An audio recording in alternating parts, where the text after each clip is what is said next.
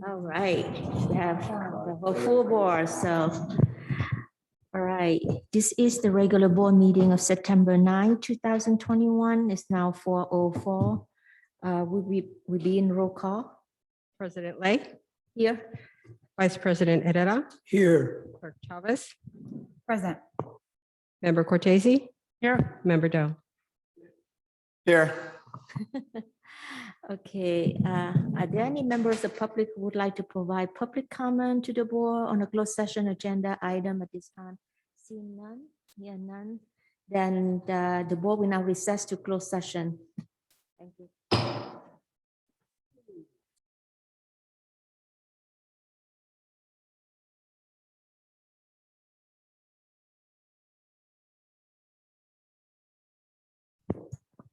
Hello, everyone. Welcome to the board meeting of September 9, 2021. Item 4.01. Members of the public, please submit your public comment online by accessing the form on the district homepage at www.esuhsd.org or the link on the agenda. Please limit your written comments to no more than 1,000 characters in length. Public comments submitted online will be read into the record. You may also raise your virtual hand in Zoom to request to speak. You will have 2 minutes to speak. Please note all meetings are recorded. All regular and special meetings of the Board of Trustees and Board Study Session are streamed live on meeting nights and are also available for viewing the day after the meeting by accessing the district YouTube channel listed on the district webpage at www.esuhsd.org under the quick links section. The board is not able to respond to items that are not on the agenda or any personnel issues. Your comment will be read into the record and will be directed to the superintendent and or the appropriate staff member for response. Interpretation of this meeting in Spanish and Vietnamese can be heard by accessing the link and following the instruction shown on the agenda and the district website. We move to item number 5 is adoption of agenda. The superintendent and board members may request that items be removed from the agenda for consideration and or carried to a future board meeting for consideration and or action, and or that the board take action in a regular meeting on a subject not listed on the published agenda on an emergency basis or other basis allowed by law. Gov Code 54954.2. I think I've seen none. Yes, at the request of council, we're asking to move item 24.01, report out from closed session to occur after this item. All right. Okay, any other requests? I didn't see anyone. So let's ask the general counsel to report at closed session. Please, Rogelio, Bruce.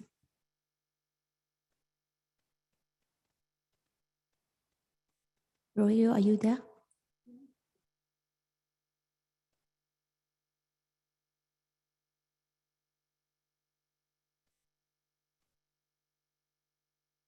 In Zoom. Oh, I tried to bring him in. Okay, thank you, Mary.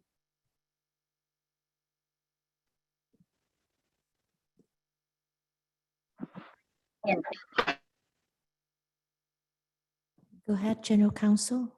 Lorerio.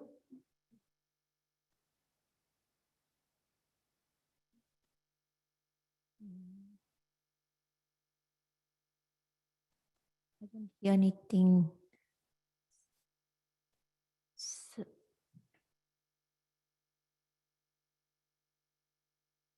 if we have to wait, otherwise we move to number 6 and we're moving back to General Counsel. Try to bring him in. Okay.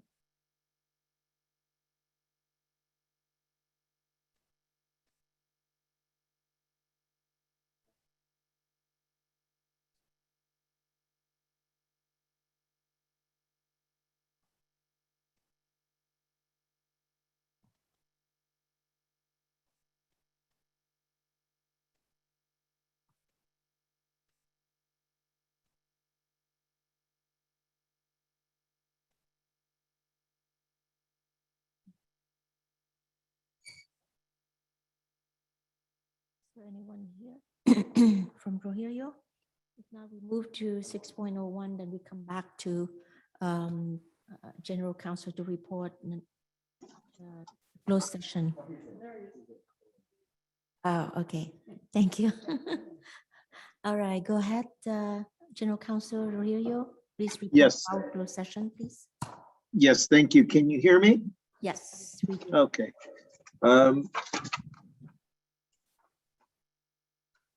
Closed session item 2.02.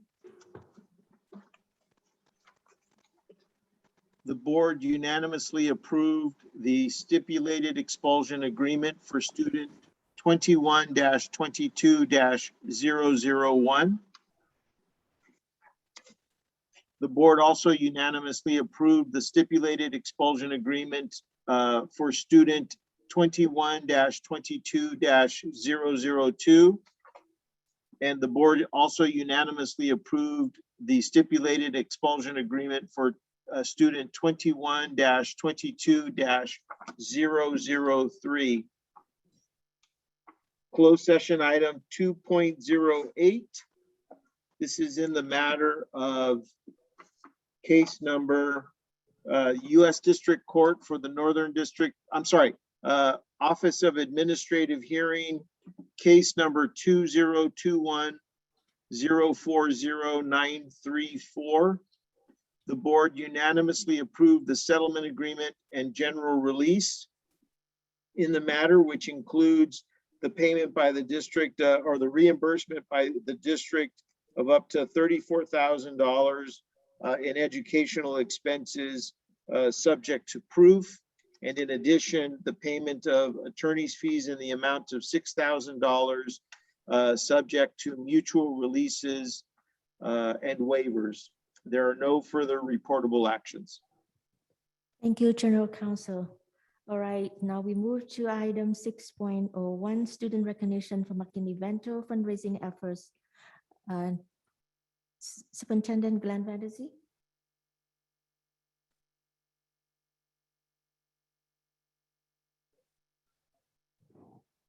We have two very special people with us tonight. I'm wondering if Kayla and Angelica could come on up. Kayla and Alec are two high school juniors, and they spent their summer vacation raising funds to support our McKinley-Vento students. They learned more about the program, and they, being teenagers themselves, their goal was to be able to provide each student in our district with a $25 gift card so that each student could pick out something that they wanted.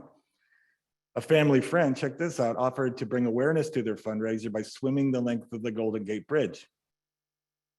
Kind of cool. Through their combined efforts, they were able to raise over $7,000 and purchase $25 gift cards for our students and a dozen $50 gift cards for McKinley-Vento families who come into our district office and require additional support. What's fascinating about this is these two wonderful individuals don't know our students. Our students won't know these two wonderful individuals, but they identified a need, put a plan into practice, and really gave to a people into a community that totally appreciates that. And for that, Eastside and our families are very grateful to both of you. Let's give them some love. Awesome. If I could have the board come down. Yeah. and If we have take a a picture photo. taking with Kayla and Angelica, please, Bo, please. Step up. Come on up.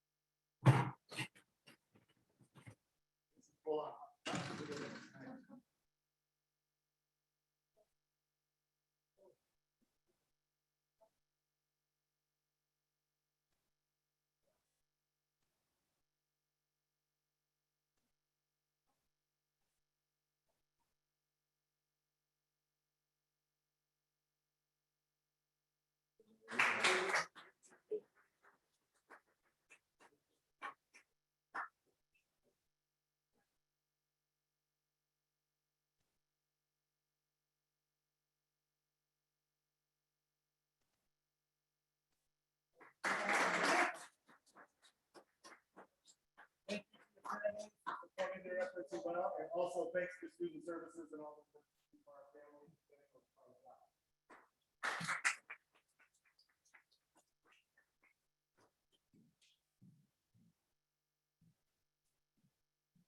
All right, if one more little cool thing about this, that's not just a Photoshop backdrop. Those are the actual cards displayed behind them there. Those, so very cool. Yeah, I think it's really nice. And I remember that I swam from Alcatraz to the shore to raising fund for Asian battered women.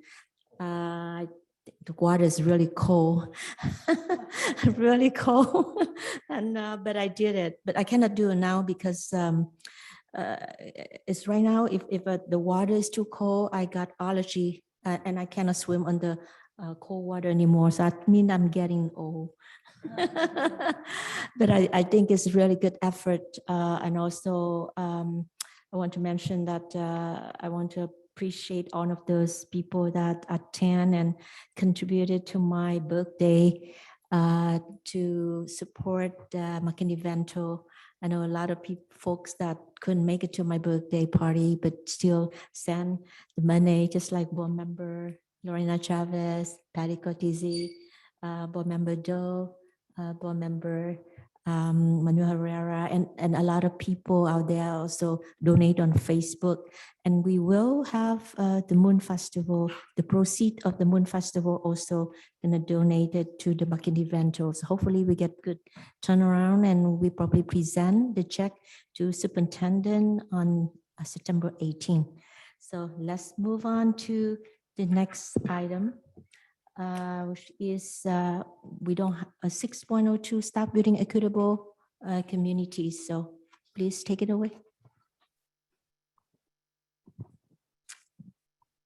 The following staff members are being recognized for their work towards building equitable communities. We begin with the team from General Purchasing here at the Education Center, Douglas Smith, Liz Amador, Luan Wen, and Feng Nguyen. And kudos from their director, Mr. Bell, read as follows. As the Director of General Purchasing, I am very proud to work with a group of dedicated professionals. Their goals are to ensure that the district receives the highest quality of goods and services. With the implementation of Munis, the staff has provided training to district staff. Through their effort, the purchasing modular of Munis has been very successful. I genuinely thank them for their support and dedication to the district. Thanks, team. Our next honoree is Mr. Will Cavada, Fine Arts and CTE Multimedia Teacher and Program Director at Mount Pleasant High School. And kudos from Principal Brown read as follows. Will Cavada is being recognized for the work he has done and continues to do with his students. Even in the midst of the numerous challenges teachers and students face during distance learning, all 4 of Mr. Cavada's students that submitted a film were selected by the All-American High School Film Festival. This has given our students a voice in our society and the opportunity to tell important stories that often go unheard. Thank you for your continued work in building equitable communities. The next staff we recognize is Mr. Mark Adams, Jamesic High School English teacher and department chair. Kudos from Principal Gabuan read as follows. Mr. Mark Adams constantly works towards opening access and providing equitable opportunities for students, whether it be in his classroom or in his leadership role with the staff. He supports students, parents, and staff with our learning management system, Canvas, and more specifically on our staff's growth around grading for equity. He helps lead the English department to grow in their practice and capacity as they welcome all students as they are, and in how the teacher supports students in their areas of strength and growth. Next honoree is Dalia Rivas, Oak Grove High School Counseling Technician. And kudos from Associate Principal Thomas read as follows. Dalia Rivas has instantly become an integral part of our community at Oak Grove. She is often the first staff member that our students and parents see when they enter our admin building. And she is masterful at being welcoming to everyone. And not only is she gracious and compassionate, but she has pushed herself to become knowledgeable about so many things that help our community, things above and beyond her job description. She is a model of what it looks like to make everyone feel included and valued. Our next honoree is Angelica Rosetti, Evergreen Valley High School Principal Secretary. And kudos from Principal Kleckner read as follows. Angelica does a fantastic job of ensuring that students and families feel welcomed and supported, always greeting them with a friendly face. When parents come to the office needing help, Angelica not only guides them to a solution, but stays with the family the entire time to ensure they feel heard and all their needs are addressed. Her kindness and generosity have helped Evergreen High School create a more positive campus climate. We are so lucky to have Ms. Rosetti on our campus. She's helping Evergreen make great strides towards ensuring every student and family is welcomed as they are here at EVHS. Our next honoree, Gloria Magaña, Clerk Typist 2 at Calero High School in the Adult Transition Program, and kudos from the Principal Gutierrez and ATP Coordinator La read as follows. Gloria has contributed to building an equitable community at Calero. Her positive attitude has been a great addition to our front office. She is warm and welcoming to all students, staff, and parents. We appreciate all she has brought to our Calero campus. Gloria has quickly become an integral part of the Adult Transition Program team. Not only does she support all her staff to better support students and families, she is a friendly face to all community members who walk through the front door. Congratulations to all our honorees. Thank you. Congratulations to all staff, teachers. I mean, it was so wonderful. I know that we just start reopening school, and this is the first equity community, right? So we continue to have it every month, and I'm looking forward to congratulate and also acknowledge the hard work from teachers, staff, and everyone has been supporting for our student. You know, for this year is the most challenging year, 2021. Any other board member has any comments? No, then we move on to 7. We don't have a 7.01 student governing board representative. Hopefully we will have next month, right? Board member Patty Cotisi. All right, we move to 8.01. Superintendent and board member may request that items to be considered or discussed and act on out of the order indicate on the agenda as per schedule. See none here, none. Then we move to 8.02. Presentation and a discussion regarding Vineyard Park Community Boundary Area. Kuno Chabria, a representative of the Vineyard Park community, has 10 minutes. Please step over to the podium. Yes, and indicate your name for the record, and you can start the presentation. You can move the mask.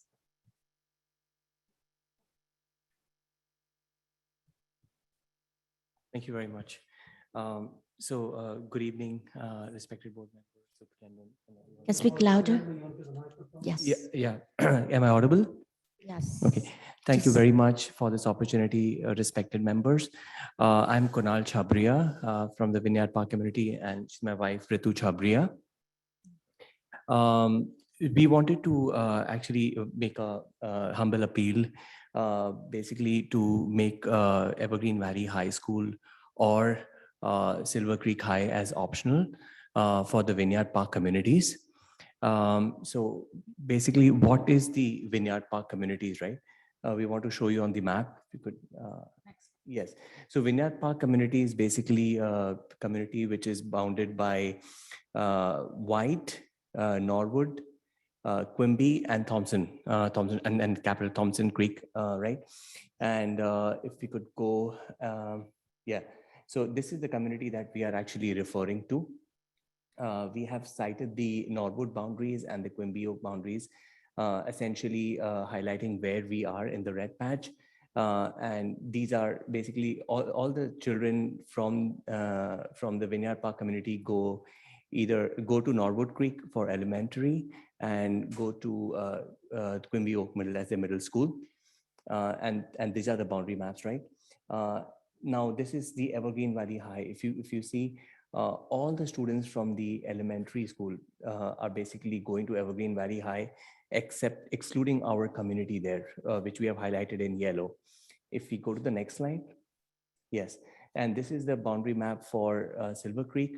And most of the students who are in the middle school, the Quimby Oak, they go also to Silver Creek High, except our community.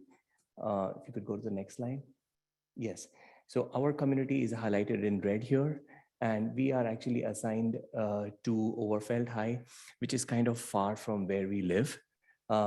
So yeah, I mean, both Silver Creek and Evergreen Valley High are extremely close, in close proximity to where we live. So yeah, if we could go to the next slide. Yes, so we as a community are requesting that given the proximity and the closeness, we are requesting Evergreen Valley High or Silver Creek High to be made as optional for our communities. Yes. So yeah, we request for justice. If we could go to the next slide. Yeah. So why are we making this request, right? Why do we feel that we're kind of little undone here? So if you could go, yeah. So if we cite something, cite the quotations or the facts from the Evergreen, the Eastside Union High School District Board document, it basically talks about 4 clauses, and this is just if you could go to the next slide. Yes. So the first clause that we talk about is avoiding to split families, and we have it on the next slide covered. Yes. So basically, considering a situation where a family has 2 kids, and one is going to elementary or middle and the other one is going to high, then the parents would need to make arrangement for basically one child to be dropped in the elementary school and the other child to go 4 miles in the opposite direction, even though there is a high school right there present, right? But with the current school allocation, we would have to kind of go 4 miles in the opposite direction. So we just wanted to cite here that, this is kind of, doesn't support the clause of kind of trying to avoid splitting the families here. And as we already narrated, all the children from our neighborhood basically going to elementary and middle feed into Evergreen Valley High or Silver Creek High, except us. So we go to the next slide. And this is the other quotation from the document, from the board document, which says we should try to follow logical boundaries. So if you see Vineyard Park community, our neighborhood is basically bounded by 2 natural creeks, which are the Norwood Creek on the east and Thompson Creek on the north. And it is bounded by an 8-lane expressway on the north of Thompson Creek. So we feel that, the children would have to cross the 8-lane expressway in order to go to the school that they have been assigned right now, versus they have an option of going to a much closer school. So even if you try to follow the logical boundaries, we basically would request to have Evergreen Valley High or Silver Creek High based on the logical boundaries as well. If you go to the next slide, please. Considering student travel. So average distance, we have considered an average distance from our community. So Vineyard, from the Vineyard Park communities, the Overfeld High School. I'm going to ask that you slow down a little bit. I'm missing some of what you're saying. Oh, sorry. Because you're speaking so fast. Okay, sure, sure. Looks like you're going to make your 10 minutes, so feel free to. Okay, all right. Okay, so the third point here is the student travel, right?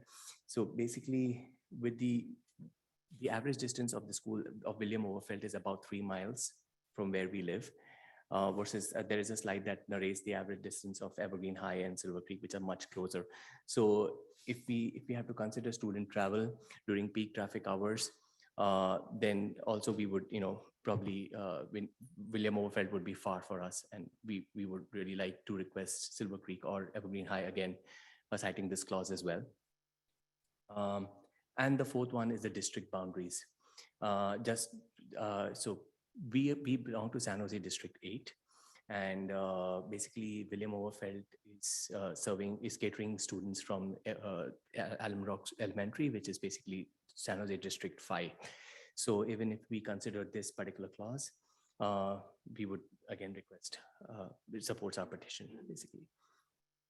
Yeah, this is just a map of what I kind of cited in the clauses, just to support, just to provide additional documentation of where the Evergreen Overfeld High map is and where we are with respect to that.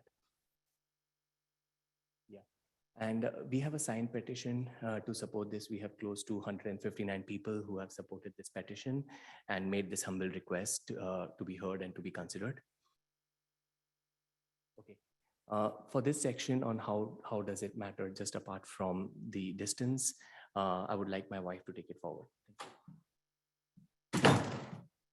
Thank you, everyone. So yes, Kunal presented this facts, and I'm going to put a little empathy hat on a little bit here. Next slide. So these are quotes by, on that petition. But I want to read out the first one, that from experience, our son has group of friends whom he has been since kindergarten. We saw them grow up together. Everyone always present in each other's birthday parties. Kids and parents become friends over time. Unfortunately, to be separated by school boundaries come high school, it's really devastating on the kid's part to see his friends whom he grew up with go to a different school as his. As parents, we share the same sentiments. That's why we don't know what to do come high school. He's in 6th grade at Norwood and doing well in his class, and big contributing factor is he is happy where he is. And there are additional quotes. If you just run through this, considering the time, I just want to be sensitive to board's time, but there are a lot of parents who've mentioned that and support that. And I think also considering, it's far, our kids cannot walk or bike to the high school.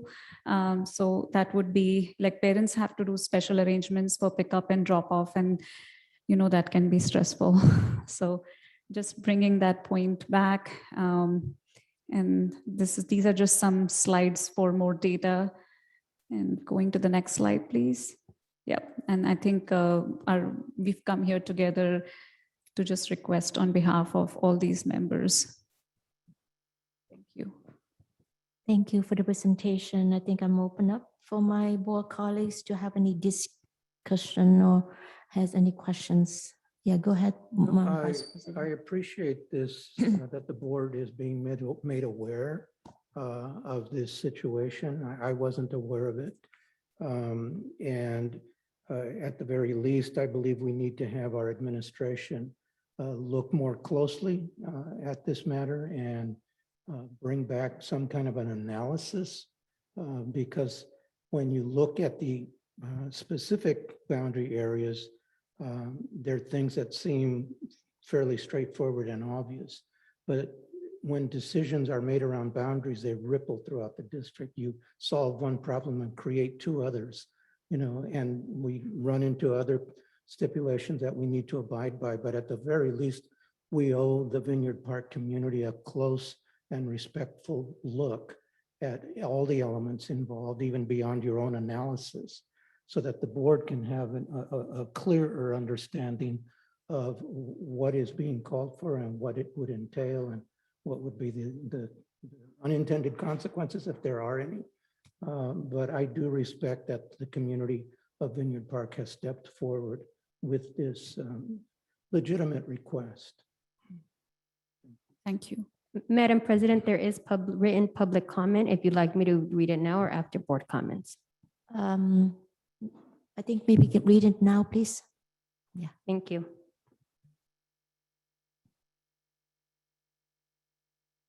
The following written comment is submitted by Julio Pardo, staff and community member.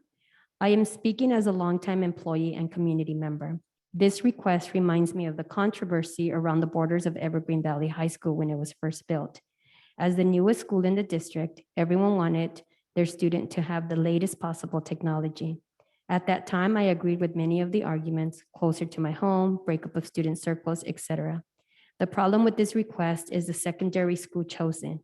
If safety for pedestrian students is the concern, it makes more sense to ask for Mount Pleasant. The roads to be used are safer for pedestrians and the school is closer.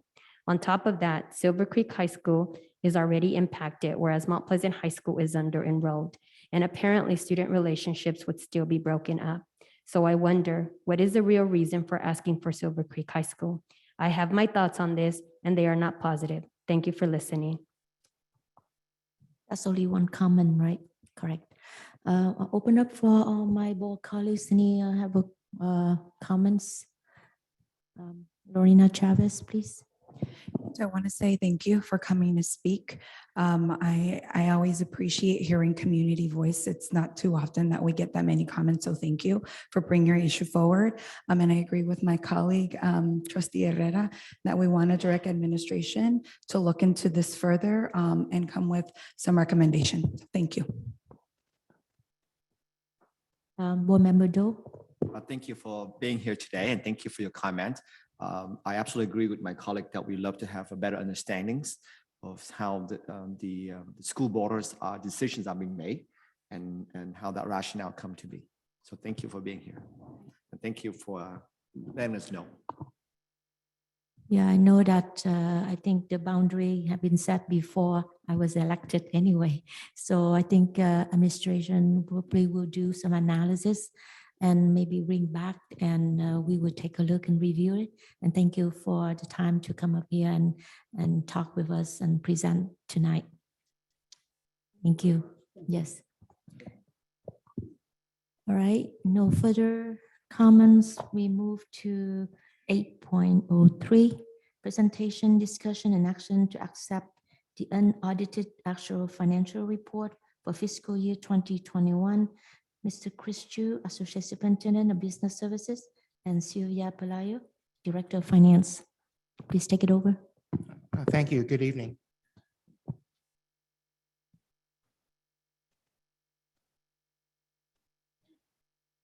So tonight, I'm happy to share with the board and the community the results of the end of the last fiscal year, 2021. This is our opportunity to update our current budget figures in terms of what we originally thought we would end the last year with, now the actual numbers. And I will share with you how those actual numbers affect what our current picture looks like for our current 3-year budget. So with that, we also take this opportunity to thank staff, especially Sylvia Pelayo. I know with our current continuing to implement Munis and at the same time close the books, the last 4 weeks has been very trying on the staff, and they've managed to get the books closed, get our current bills paid, and move on to this new year. So I do want to make sure I give the kudos to staff. So with all that said, let me move on to the presentation. So the next slide, please. So where we are right now is in our current year budget calendar. We're obviously working in the 21-22 school year, but tonight we're talking about the 2021 financial report that is bringing to you, that is unaudited. Our auditors will be reviewing the books and will be bringing forward to you the final audit results in December. So that's something that will be coming to you in the next couple of months. And then I will be coming back, or staff will be coming back in December when we give you the first interim update. So next slide, please. So I won't go through numbers and read every single number, but I'll give you more or less the highlights. For the most part, when you look at the differences between these two columns, and so let me take a moment and say what one column is and what the other column represents. So the column that reads estimated actuals 2021 were our projections as of back in June when we came to you with the adopted budget. Based on the information we had at that time, these were our estimates for the particular detailed lines. The third column over is the unaudited actuals. So that is as of today, as of the close of our books, what those numbers are. So as you can see there are a little variances from each type of line item here. And I'll go into that in more detail on the next page, but more or less, it just shows a little bit of differences between one another. Next slide. So here are the differences, as I was mentioning on the last page. So in the area of LCFF, our primary funding based on attendance, we saw a slight uptick or an increase in funding, and that was mainly due to our actually calculated unduplicated count. So just a small change like that netted us an additional $249,000 of revenue this last year. So very small in retrospect. The next line down, oops, I'm sorry, before we switch over, just the next 2 lines down were some accounting transactions. I shared with you last time that some of our funding, these one-time funding dollars that have come in, were either going to be accounted for in our multi-year, in the budget year, or in this case, those ESSER $2, as I mentioned to you, we're accounting for them in the 21-22 budget year. So whereas before we were projecting them in the 2021 fiscal year. So that is the reason why we show a decrease in federal revenues by that $11 million. The next line down where, oops, sorry, one more, sorry, Glenn.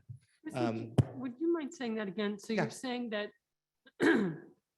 those ESSER dollars came in and we applied them to all 3 years, or we applied them to 1 year? So in this case, the ESSER $2. So these are referring to the ESSER $2. Okay, So these ESSER $2, the monies that we, well, I guess the cash we received was received all in the current year. However, we did not actually expend all the ESSER $2 in the prior year. And so we can only account for the portion of the ESSER II monies that we spend.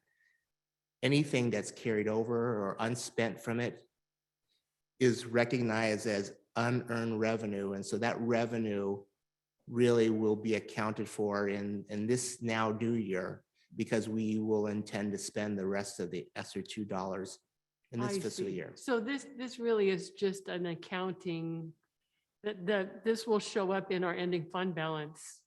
It will, Right. it will reflect in our 21-22 budget year, because those expenditures are occurring in that year. Thus the revenue, what's remaining of those ESSER $2 will show as revenue Oh, earned. I see. So even though they gave us the money last year, we count it as revenue in the year that we We spent spend it. I see. Okay. Thank you. Now, that's great. I think you have a great understanding of it. And then the only other change was remember the early learning opportunity grant dollars. Those are funds that were given to us that we had more than 1 year to spend them. And so we actually had estimated that they were going to be a part of last year's budget. So they're actually not, I'm sorry, no, that we were originally counting for them in 21-22, but we are now accounting for them this current year. So those are really the only two changes. But all of these really don't have that big of a difference on our multi-year, and I'll share that with you in a minute.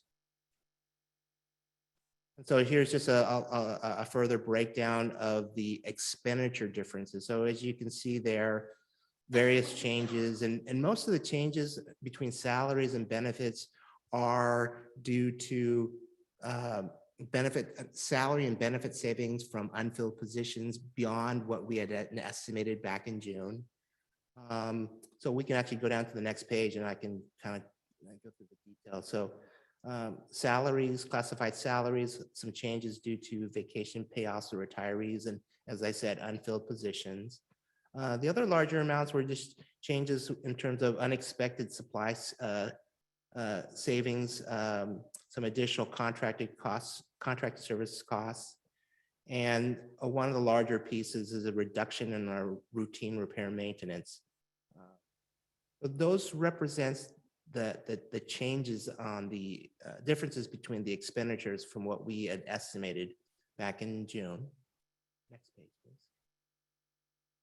And so really to walk away tonight, so what does that all mean? So,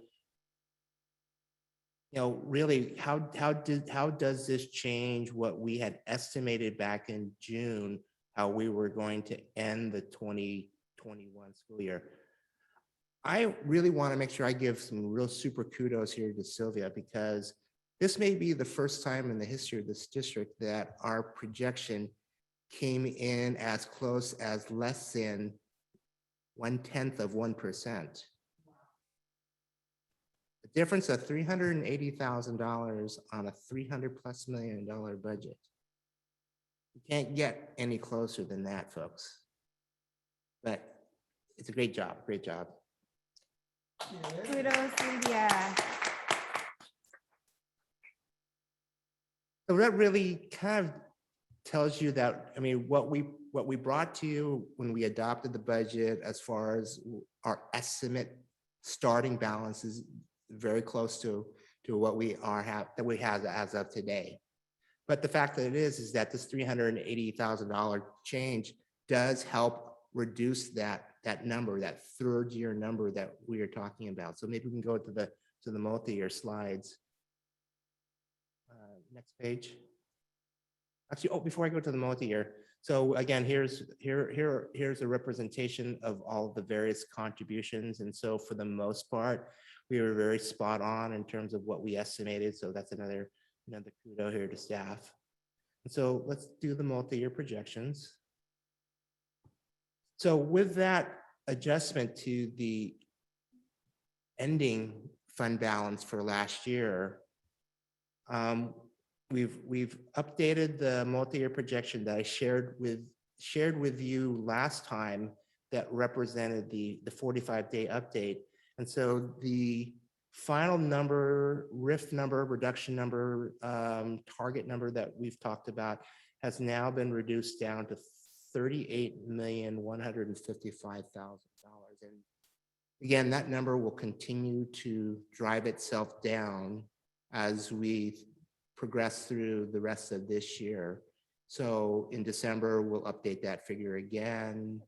So you get the sense in terms of that number will continue to evolve itself depending upon how our current budget situation goes, and as well any new information that we get in regards to the 21-22 budget information that the governor will be announcing in this coming January.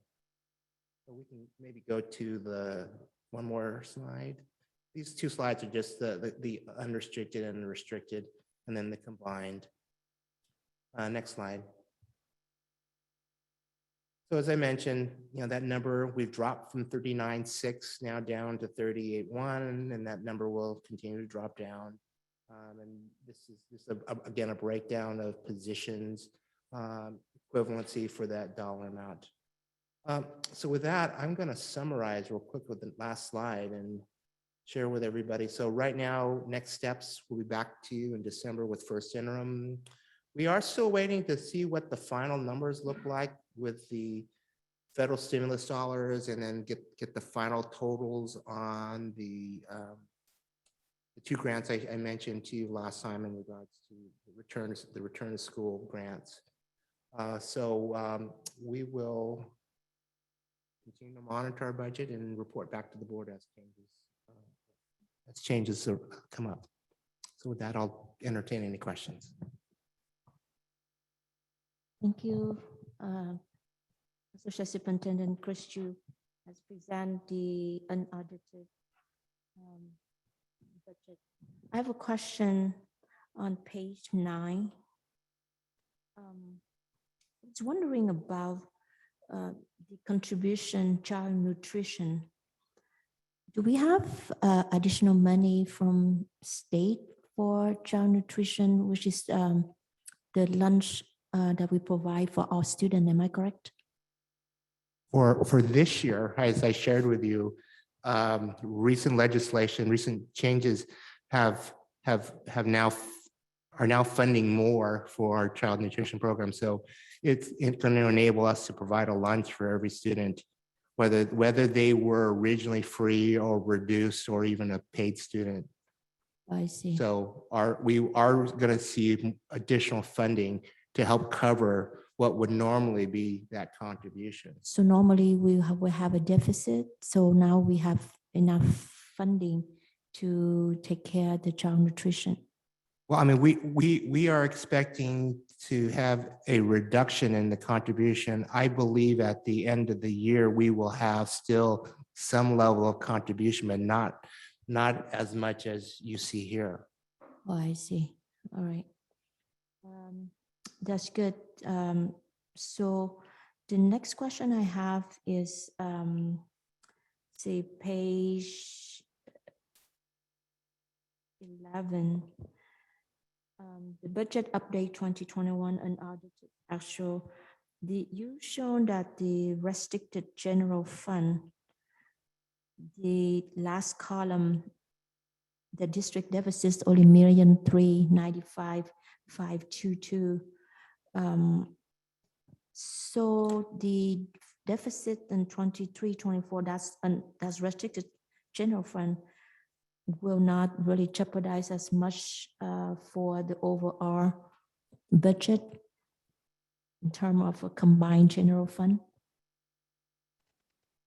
If I understand your question, you're noting the level of deficit spending Right, on the restricted side of the General fund. district's general fund budget. yes. And so how I will respond is that the deficit spending that's reflected here reflects a lot of the spending down of one-time dollars, Mhm. some also categorical programs that have balances.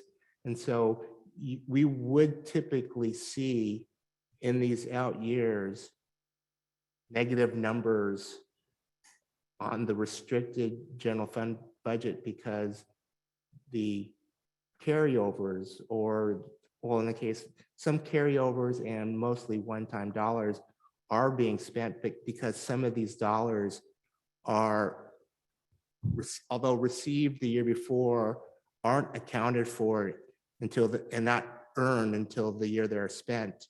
And so that is the reason also why you're seeing these levels of deficit spending. But mostly these deficit spending here is reflective of when we have completely spent down much of the one-time dollars that we've gotten, because these one-time dollars, we've been given more than 1 year to spend them down. So you see that some of this is spending over the next 3 years.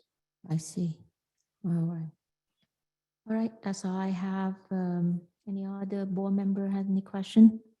Madam President, there is written comment on this item. Please go ahead. The written comment has been submitted by Julio Pardo, staff member. I would like to point out that once again, even with an increased workload, the classified staff of the district have cost the district less. I hope this is remembered in 2 years when the district claims it must consider a RIF. Thank you. Thank you, Julio Pardo, for your comments. All right, if we don't have any other comments, then we will move on to item number 9, public hearing. Item 9.01, we have an open public hearing, which is scheduled approximately 6:52 regarding resolution number 2021/2022-4 game spending limit. So I'm calling for a public speaker for the first time. Here none. None. Calling for public speaker a second time. And calling for public speaker at the third time. So if no one speak on the item, state there have been no person present who are interested in providing testimony. The public testimony portion of this item is now closed. Okay, so move on to item 9.02. Discussion and action to adopt resolution 2021-2022-4, establishing appropriations for game spending limit. The Christian Associate Superintendent, Business Services. Thank you again. Real briefly, this item here before the board is an annual requirement per education code every year. By the September 15th, our Board of Trustees shall adopt by resolution estimating its appropriation limits for the current and for the preceding year. This is a requirement by Ed Code. All right. And no, yeah. Standard item, I will move to approve. All right. Mary, do you have first motion and second motion? All in favors? Aye. No objection, no abstention. So the item has been passed unanimously. We move to item 10. There's public members who wish to address the board. Members of the public may address the board on a subject not on tonight's agenda. However, provision of the Brown Act Government Code Section 54954.2a and 54954.3 precluded any action. As an unagendized item, no response is required from the board, district staff, and no action can be taken. However, the board may instruct the superintendent to agendize the item for a future meeting. Any person may address the board on an item on the meeting agenda. Person wishing to address the board must fill out a speaker request form via online submission. Your comment will be read out loud as part of public meeting. Comments should be limited to no more than 1,000 characters in length. You may also raise your virtual hand in Zoom to request to speak. You will have 2 minutes to speak. And I have the agenda item number 10. The first speaker is Jack Hammer, President of ESTA. Please step up at the podium, please. Madam President, I assume I will be setting the timer for 5 minutes. Oh, yes, for 5 minutes for ESTA. Yes, thank you for reminding me. Thank you. My name is Jack Hamner. I'm the president of Eastside Teachers Association. My comment tonight is nothing that I have not spoken to everybody almost in this room about. I just want to make sure that we're all aware of the level of severity of the incidents on our campus and how our kids and our teachers and all the staff feel about the lack of making sure that they feel safe. I've never, what do you want to say? Never had to deal with the issues that I saw with staff people. Doesn't matter who they are as far as staff, even administrators, that when we're having little side conversations and I hear them say that they don't feel safe, that's a huge, huge red flag. And I know we're all aware of this, and we've spoken to, like I said, everybody in this room, but I want to make sure that we are taking the appropriate steps, not only in the action, but in the processes for when we have issues with students that have assaulted staff members or other kids, that we're trying to do things to help fix that behavior and immediately, not something that should take a couple of weeks or months or whatever. And I don't know 100% know what those plans are, but we definitely want to be a part of that because we want to make sure that people, all people, feel safe. I think that should be, well, I don't want to say I know it is, but I kind of know it is. It's everybody's top priority because as a district and as a school, we can't function properly when people don't feel like they can do their job without having that concern about safety issues. Okay. And we would like to, whatever those processes or ideas are, but I think it's our responses to things, it's kids' behavior and reacting to things, but I think that there needs to be a lot of work done. And,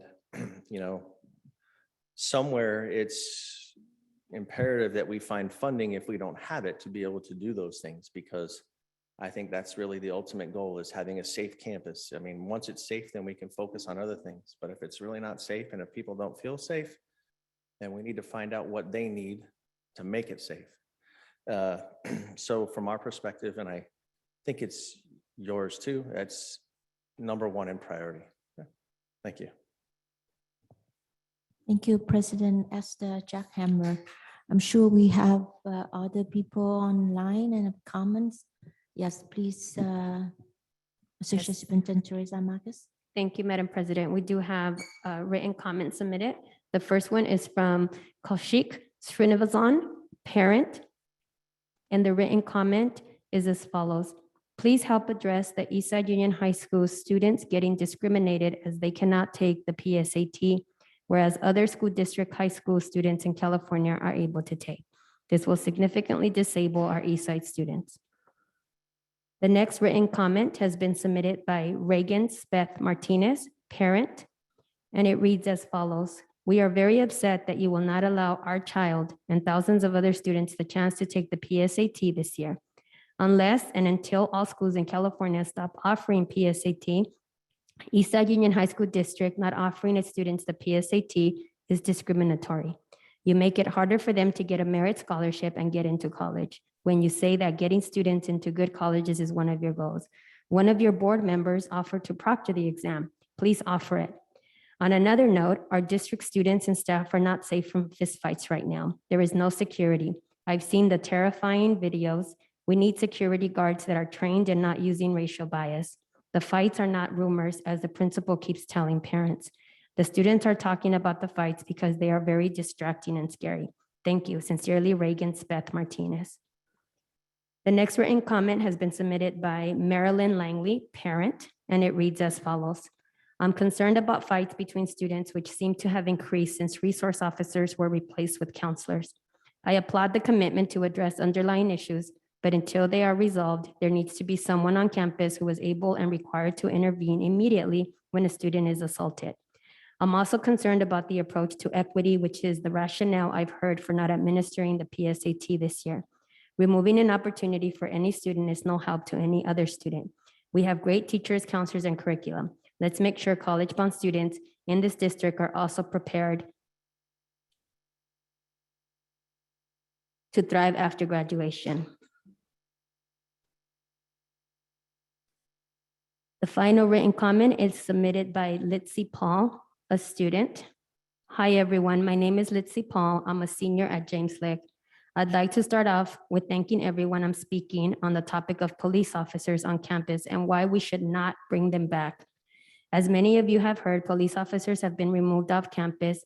Now it is crucial that officers stay off campus since they tend to cause anxiety and PTSD from past interactions like racially profiling and criminalizing students of color.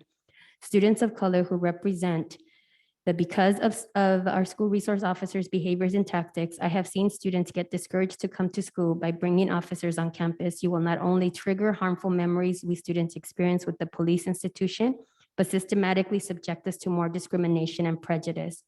Don't we want our schools to be placed for students to be students? Please stop treating us like criminals. Thank you for your time, and I hope you will listen to not only my voice, but the voice of the youth in need. That concludes written comments. Thank you for Madam all President, there comments. is one raised hand. Jacqueline Pham, do you wish to speak on this issue? Okay, go ahead. Hi, board members. My name is Jacqueline Pham, and I'm a junior at Evergreen Valley High School. Thank you for taking the time to listen to my comment. I would like to address the concerns around the fights occurring in our district and the pressure from parents to bring police back onto school campuses. Following the murder of George Floyd, our district agreed to remove police presence from the Eastside Union and to work on building community solutions for school-wide safety. We have learned from the past that police do not keep our community safe and that their presence does not decrease violence from occurring. Police are not trained in conflict resolution or de-escalation, and more often than not, their presence increases criminalization and violence. Studies have shown that schools with police arrest 3.5 times as many people as schools without police. Historically, the police have been a racist, violent institution used to suppress the rights of minorities. And I urge the board members to bring together voices from the community so we can figure out how to solve the problem of fights on campus without involving police. Thank you. Any other comments, Superintendent? Right. No other requests. Thank you. I would like Madam to say President. thank you. I- Yeah. Want to I know we're say- not supposed to comment on public comment, except I can say the students who commented tonight are so articulate. You really make me proud that you're part of our district and you represent us well. Thank you. Yeah, I want to thank you all comments from, student and parents and on of this issue about safety as well as the PSAT. I know that district has been responded to a lot of email relating to PSAT, and thank you, Associate Superintendent Teresa Marcus, has done such a good job. I was wondering that, if we can bring back something like a safety plan from each school so we can review it. something that I know that we not agendize that item, for we speak tonight, but I hope to see some safety plan from each school so we can review it, maybe at the next couple board meeting. That's my recommendation for the district administrator. Any other board member, Mr. Board Member Doe, go ahead, I support please. the recommendations. Any other comments? All right, we don't have any more comments. Then we move to 11.01, presentation, information, discussion and action regarding update on novel coronavirus COVID-19. Mr. Superintendent, Vandasi. Yes, as a standing item here, we're talking about we are beginning of the 21-22 school year, and we're have some new updates to share with our community. And when we talked about returning, we talked about those 4 aspects of learning, and one of those was safety. And we got it, as a community, when we were thinking safety last year, over the summer, that centered around MERV filters and making sure we had the appropriate PPE and testing and vaccination in place. And we also understand now that we have 11,000 new students, 11,000 9th and 10th graders who've not been in high school before. And part of that safety now is norming a group of students whose last time they were in school was in the 7th grade as to expectations for performance in Eastside. And you can hear that there's anxiety on one end and wanting to address the issue, and also some anxiety from another place stemming about how we resolve that issue. And so while we will always bring our safety plans forward, we will be looking to see what specific, what we can do in the short term with our schools, some of whom we've met with, and will continue to work with partners to bring that about.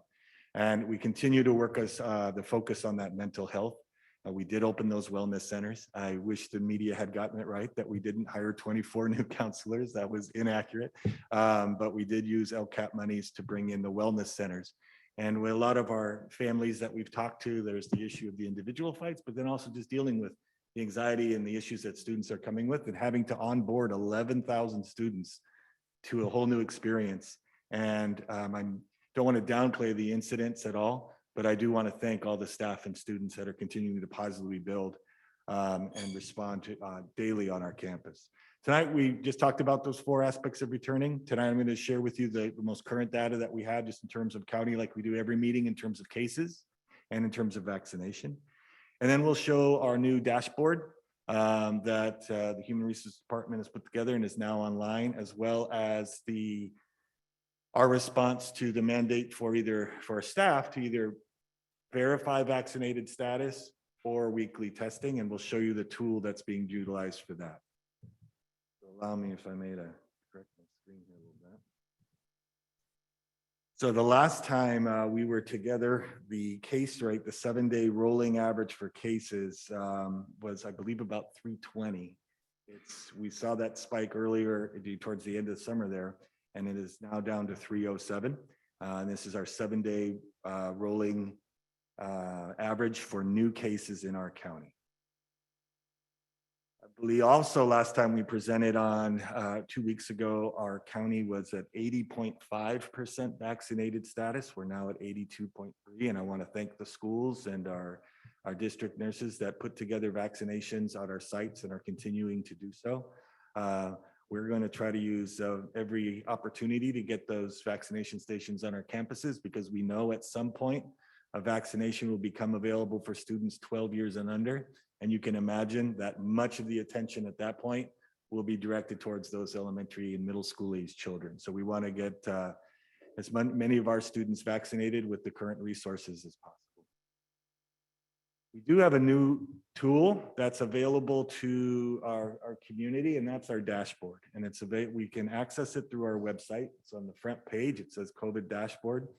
And what it does is it will give our 10-day, it's kind of lining up with the quarantine period, right? Our 10-day look at positive cases for staff and students. And that's done with a lens through our comprehensive high schools and our alternative schools, and then also through the adult ed program. And so what someone can go in and look is to see how many positive cases for staff and students have occurred in the last 10 days and what that percentage is as it applies to the entire district. Now, I want to thank Human Resources for all the work that they've been doing in tracking this and informing people of these positive cases. They've gone over and above the county requirement. So thank you for doing that, as well as getting this put in place. And what this dashboard does allow people to do, if they'd like to see total cases or for a specific time period, individuals can toggle if they'd like a different set of data than just the last 10 days.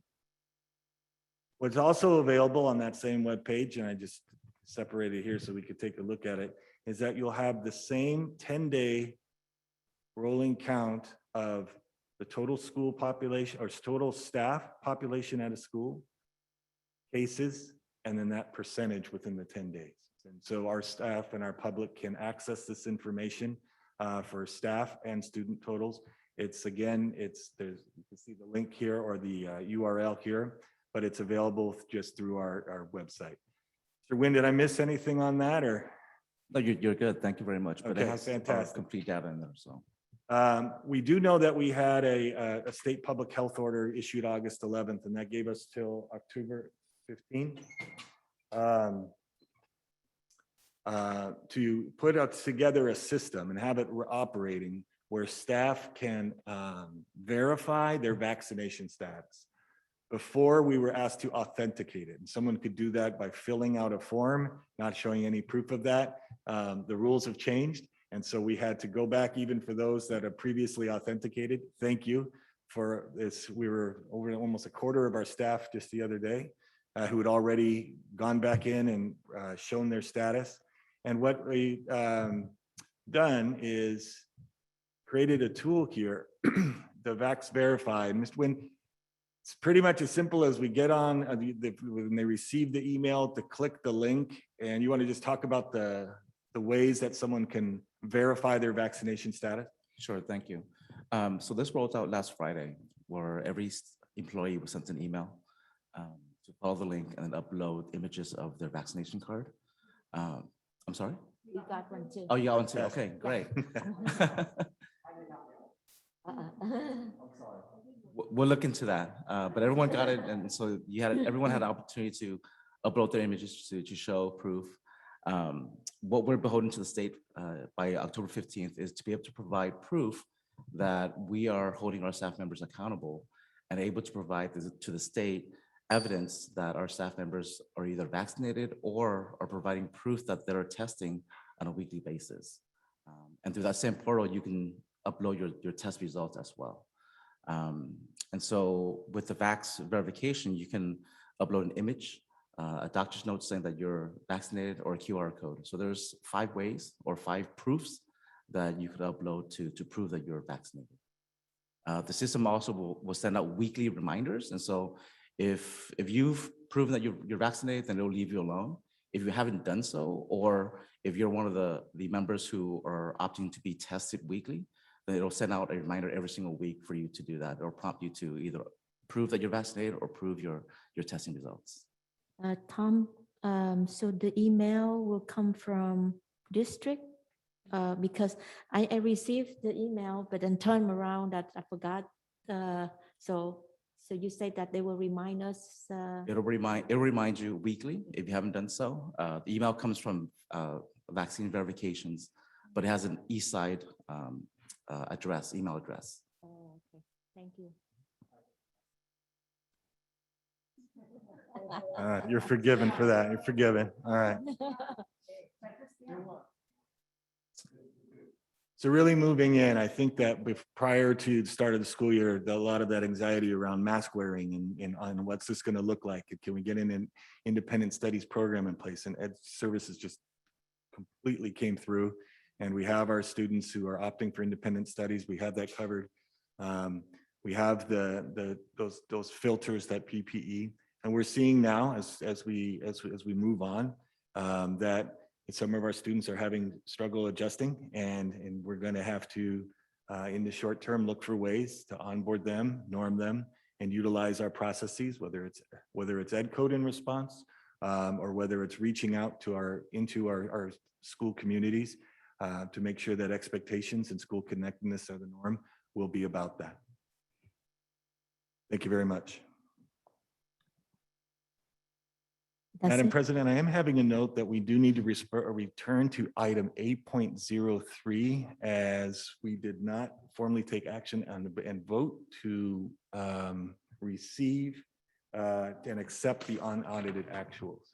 Madam President, move for receiving, approving the unaudited actuals as presented. I'll second. Oh, go ahead. Either Patty or Brian. Let's go either way. All right. Okay, all in favor, please say aye. Aye. Aye. Any opposed, any abstention? Item I 8.01 passed unanimously. Thank you, Superintendent Glenn Battersea. Remind me, I'll skip that one, sorry about that. All right, so I have to say 11.01 that I really commend all administrator, teacher, staff, parents have done such a good job.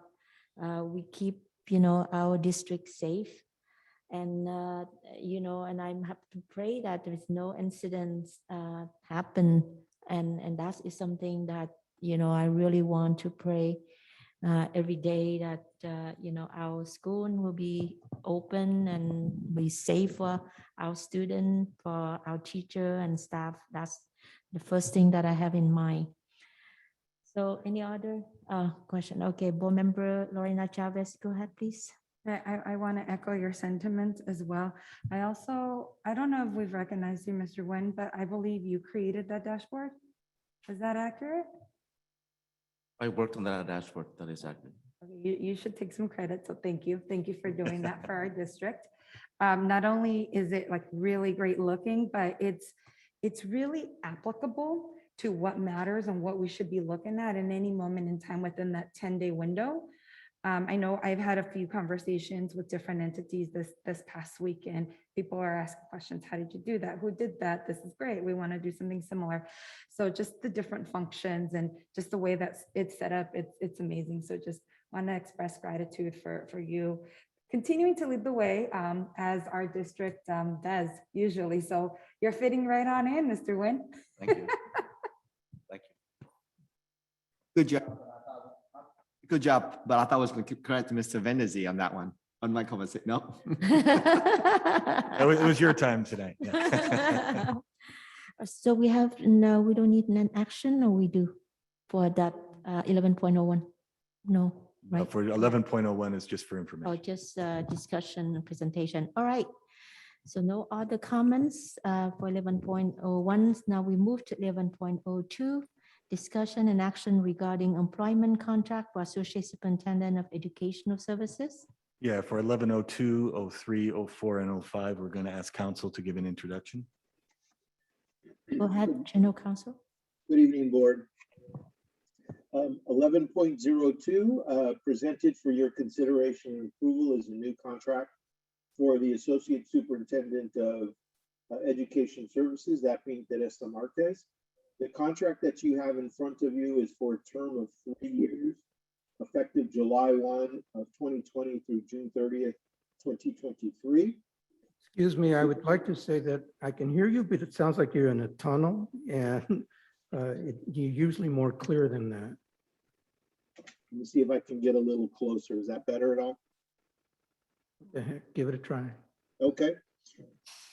As I mentioned, the proposed contract is for a term of 3 years. The contract also includes a new salary schedule for which includes changes applicable only to the position of associate superintendents. It would apply to all associate superintendents. What it does is it includes a 4% increase to each of the steps on the salary schedule. And that is consistent with the compensation increases recently or granted by the board last year to the district's bargaining units and management personnel.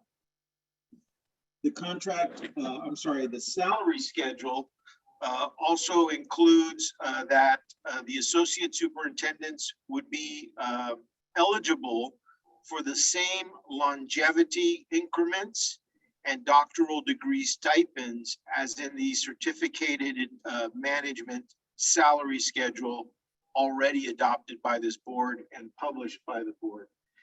And the proposed contract for Ms. Marquez also provides that she would be placed on step 4 of the new revised salary schedule. And again, that would be effective July 1, 2021. So it would be retro to July 1. And I'm happy to answer any other questions or any questions that you might have. I would just observe that there's not only a relationship to the 4% recently granted, but this adjustment really comes in the face of several years of salary adjustments to the rest of the organization and no such corresponding actions to this management, this part of the management team. So it's way past time for something to be, you know, justifiably adjusted. And I think in the agreement that we also add the longevity, I think that's really recognize, you know, the effort of staff working very hard for longevity and the I stipend. would like to move for approval of this. I'd also like to make a comment before we move for approval, if I may. Okay. I absolutely agree with my colleague. This is long overdue, the process. I hope this process to extend not only with the contracted staff, but also to other management level. Thank you. Right, so we have motion from Board Vice President Manuel Herrera and second by Board Member Doe. All in favor, please say aye. Aye. Aye. Any opposed, any abstention? Item 11.02 passed unanimously. So we move to 11.03, discussion and action regarding employment contract for Associate Superintendent of Human Resources. Mr. Rogelio, go ahead, Yep. please. Yes, so presented for your consideration is a proposed contract between the district and Mr. Tom Nguyen as the district's new Associate Superintendent of Human Resources. Mr. Nguyen's contract includes the same salary schedule and same salary schedule adjustments that I just explained regarding Ms. Marquez's contract. And Mr. Nguyen's contract is also for a term of 3 years from July 1, 2020 through June 30th, 2023, with the salary considerations also being retroactive to July 1. Move for approval. Second. Okay, moved by Board Member Chavez, second by me, Mary. All in favor, please say aye. Aye. No abstention, no opposition. Item 11.03 has passed unanimously. So 11.04, discussion and action to approve employment contract for Senior Manager of Internal Audit, Lorena Chavez, Audit Committee Chairperson, Board Clerk, and Brian Doe, Audit Committee Vice Chairperson, Board Member. So Rogelio, you still gonna explain Yes. that to the audience? Yes. I can give a brief update on this. So this is a proposed First Amendment to the employment contract between the district and the Senior Manager of Internal Audits. What this proposed amendment does is it applies the same 4% increase on the salary schedule under that contract. In addition, it extends Ms. Kwong's contract for 1 year through 2024. Through 2023. It also provides that Ms. Kwong would be eligible for the same longevity increments and higher degree stipends that are provided to classified management under the district's board-approved classified management salary schedule that's published on the district website. And finally, the proposed amendment moves Ms. Kwong from step 1 to step 2 on the salary schedule because of the fact that the board has now completed her annual evaluation and she has 2 consecutive positive annual evaluations, which per the terms of her contract entitle her to a movement from step 1 to step 2 on the salary schedule. I think I'll let board chair and board vice of the audit committee to do the motion. Move for approval. Second. Awesome. All in favor, please say aye. Aye. Any opposed, any abstention? Item 11.02 passed unanimously. Move to 11.05, discussion and action regarding first amendment to employment contract for senior manager of the bond program. Go ahead, Rogelio. Yes, thank you. Presented for your consideration is a proposed first amendment to the contract between the district and the senior manager of the bond program, Mr. Julio Lucas. The first amendment increases the salary for that position under his contract by 4%, consistent with the previous administration contracts that we just discussed. And then also, as with the district's other senior manager, Ms. Kwong, this first amendment provides that Mr. Lucas would also be eligible for any longevity and higher degree stipends that are currently available under the district's published salary schedule for classified management. Move for approval. Second. All right. Mary, do you have first and second? All right. All in favor, please say aye. Aye. Any opposed, any abstention? Item 11.05 passed unanimously. Madam President, I Congratulations. think it's worth noting that the four positions that we just took action on increased the cost to the district budget by, I believe, no more than $79,000. That's a bargain to have some kind of equity and justice in the way our management is treated and all our employees are treated. I agree with you. Well, Vice President, I think it's about time that we look into the equity, and I think this administrator deserve it. So congratulations, and we're looking forward. All right, move on to 12.01. Discussion and action ratify approved school field trips. Teresa Marcus, Associate Superintendent of Educational Services. Yes, thank you, Madam President. This is a standard item, but again, just given the times, I bring it forth under this item. The field trips that are listed are not out of state and are not overnight. They are beyond the 60-mile limit, but they are to and from round trip trips that I bring forth to the board for approval. Move to approve. Okay, Mary, do you get first and second? All in favor, please say aye. Aye. Any opposed, any abstention? Item 12.01 passed unanimously. Move to 13.01, discussion and action to approve the contract for professional services over 25,000. Move to approve. All in favor, please say aye. Aye. Any opposed, any abstention? Item 13.01 passed unanimously.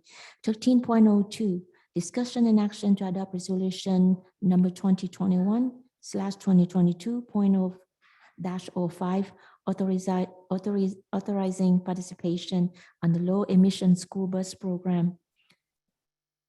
Any motion or any question?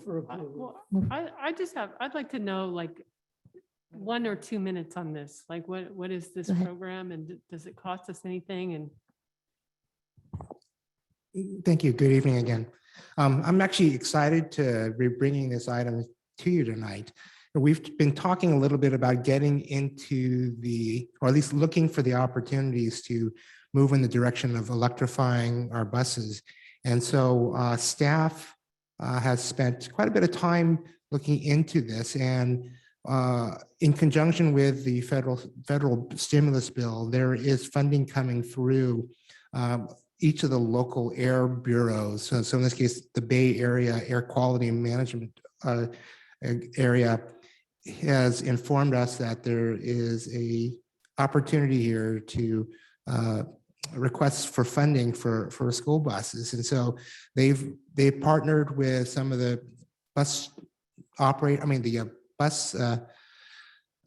manufacturers to work with districts such as ours to put together the grant to apply for this funding. So for our district, we are looking at replacing those smaller to mid-sized buses that transport as many as 18 kids, perhaps a wheelchair, not the large field trip buses. I mean, those right now, I don't believe they have anything that will fulfill those needs, but these buses will more or less be covering a range of about 100 miles. I mean, we have a very large district, so we want to make sure that it makes sense. And so this opportunity here, which is to receive about 6 buses with about $1.6 million in terms of a value toward the payment of the buses.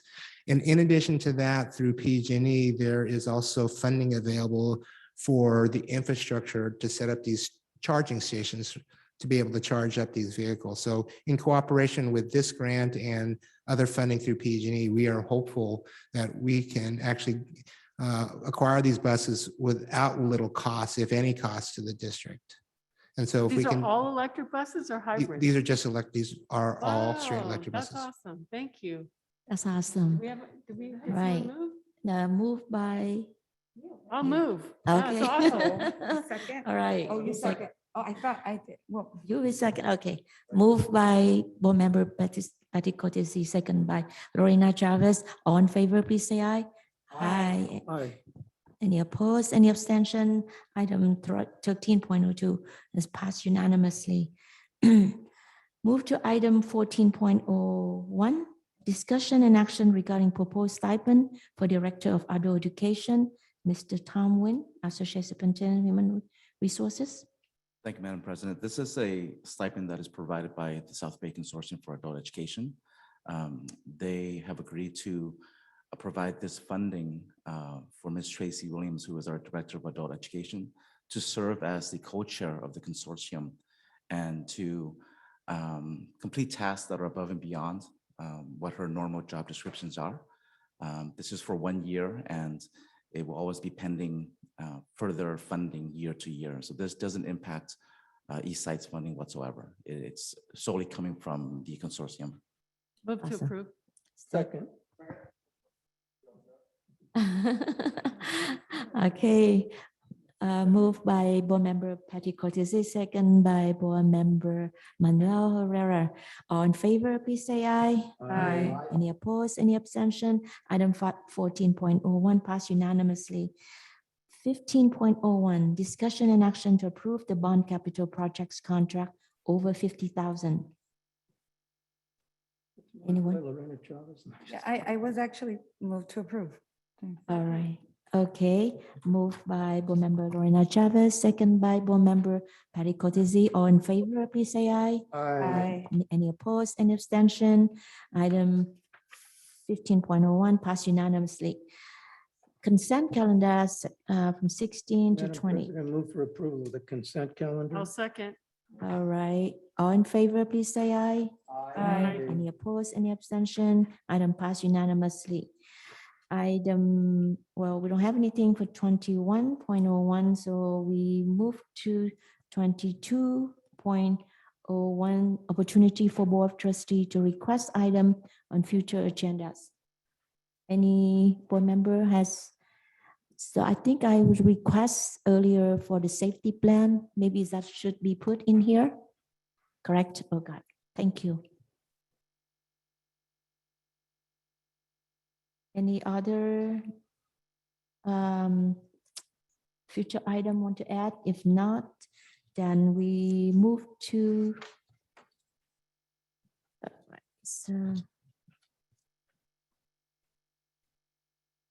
right, 23.01 Board Trustee comments. So should I start on my left? Board Member Brian Doe, any comments?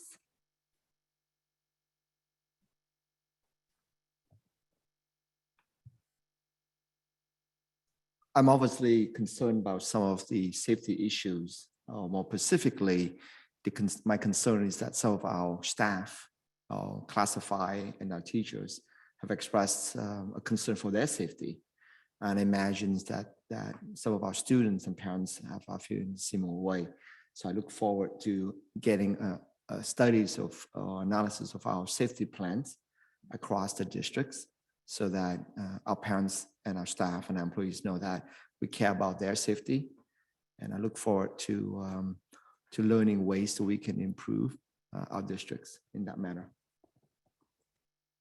All right, board clerk, Lorena Chavez. Thank you.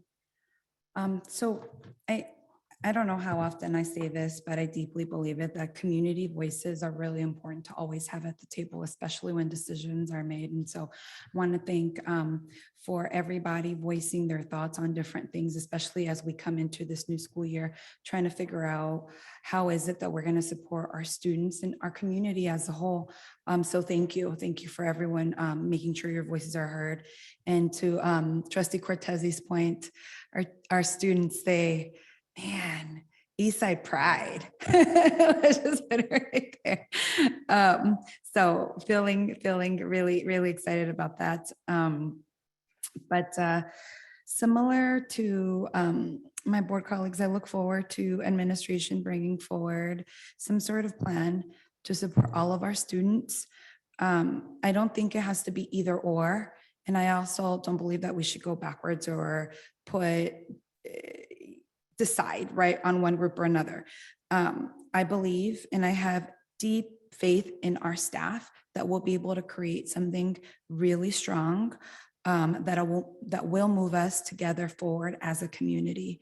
And so my faith is in you all that will make that happen. Thank you. Board member Patty Cotisi. Well, the superintendent and I were had the blessing of or the honor to swear in half of our student assembly members this week. And we didn't quite have a quorum by the time they needed to vote on their officers. So we look forward to completing that process next time. And we hope that we will have a student representative seated here with us for the duration of the year. Yes, thank you, board member Patty Cotisi. Board Vice President Manuel Herrera.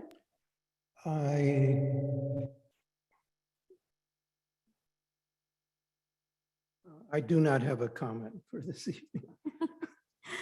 All right. For me, as we have been reopening school in almost 1 month, so I know that this is a lot of works. I know I couldn't press all my gratitude to administrators, teachers, staff, parents, and I'm really proud of our students. Congratulations to the student Kayla and Angelica that really make a big effort to support and raise funds for the McKinney-Vento. I look into the amount that they raise more than my birthday. I feel bad about it. They raised more than 7,000. But anyway, but all is good cause. I think is we continue to work, with our students, and hopefully that with the Moon Festival, we'll be able to bring a little bit more money, the check to the superintendent at the Moon Festival. And I want to say thank you to Mr. Julio Lucas and his staff, as Rogers and Alex have been working closely with the organizing committee to make sure the event is safe for the community. And that's something that I'm really proud of. And, a lot of works, and I know that also I want to appreciate Principal Mary Paulette has been very good support, so we can organize at the YB High School at the blacktop at the basketball court.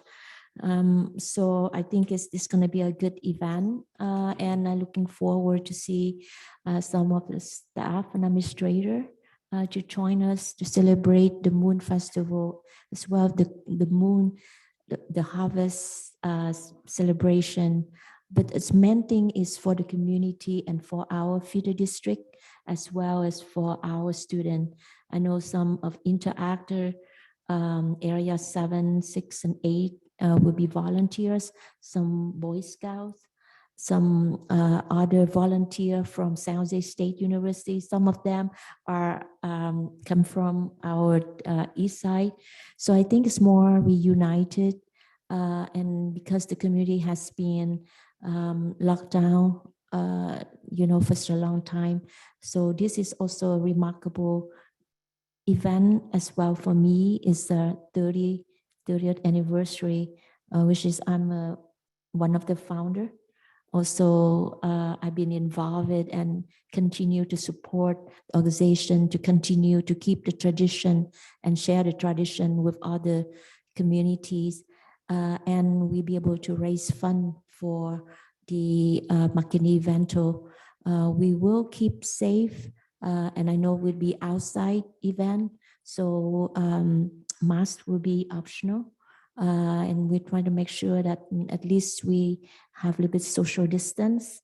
But I hope that, will be a good event, be able to raise a little bit more money. And I want to thank you all, sponsor, as well as ESTA has been contributed also. And so I think that's all I have. Madam President? Yes. Let me go back to my comment. I actually forgot that I did want to make note of the unrest on several of our campuses and fights that have also included violence towards our staff and administrators and teachers and classified staff. And this is not a small thing.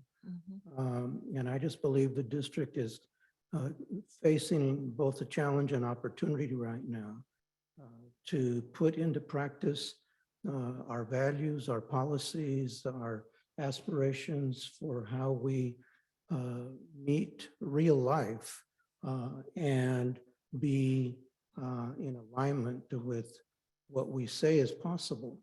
And I am not